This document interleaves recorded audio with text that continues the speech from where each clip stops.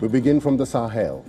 By waging an economic blockade and attacking fuel convoys in a bid to strangle Mali's economy, the jihadist group JNIM has become the arch nemesis of the junta, weakening the central government in an unprecedented way.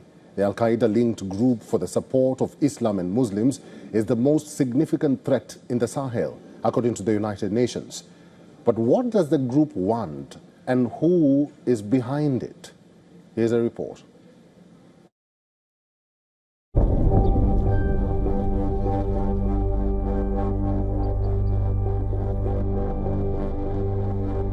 Tank drivers steeled themselves for yet another perilous journey from Ivory Coast to Mali, loaded up with desperately needed fuel and fear. We place ourselves in a God's hands, and if we die, it is for the good cause. Even before they hit the road, the mere mention of a four-letter acronym is enough to scare Baba and his fellow drivers.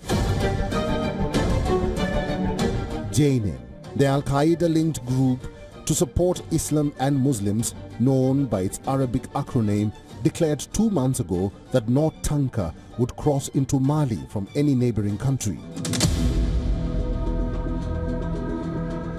Hundreds of trucks carrying goods from the Ivorian economic hub Abidjan or the Senegalese capital Dakar have since been set on fire.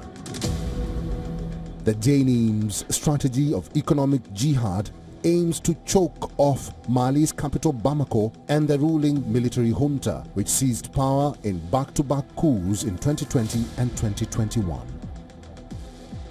The fuel blockade has made everyday life in the West African country all but impossible. The jihadists are trying to suffocate Bamako through the blockade we have seen in the Kays region.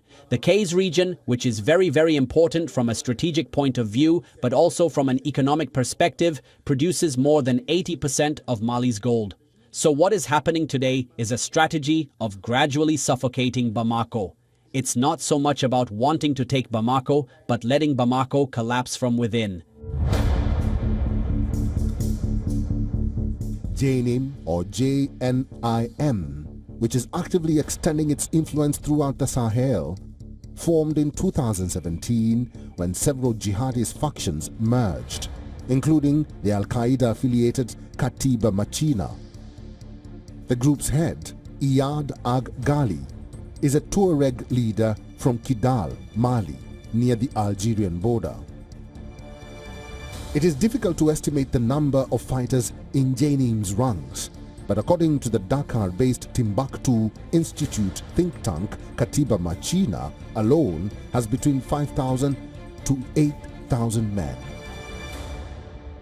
The group, which initially formed in the north of the country, has extended its influence in recent months across a large swathe, particularly in the south and west.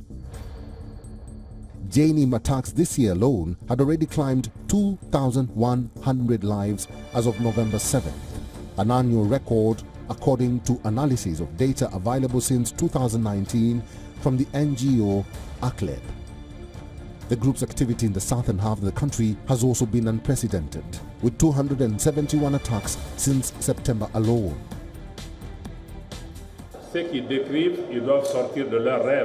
Those who describe must come out of their dream to reality. The reality is different. Mali is here, Mali is standing. There are difficulties, there have been disruptions to the supply system. The state has organized itself, put in place a strategic plan to resume supply, to ensure convoy security and more generally intensify military operations for the country's security.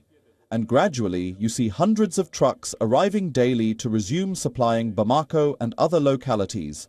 And we will maintain these efforts. Mali's media regulator, the HAC, suspended French broadcasters LCI and TF1 over allegedly using unverified statements and falsehoods regarding jihadists in this Sahelian country. The military junta has suspended several media outlets, particularly foreign ones, and silenced or imprisoned journalists and other critical voices. One of JNIM's driving goals is the establishment of Sharia, the Islamic legal code.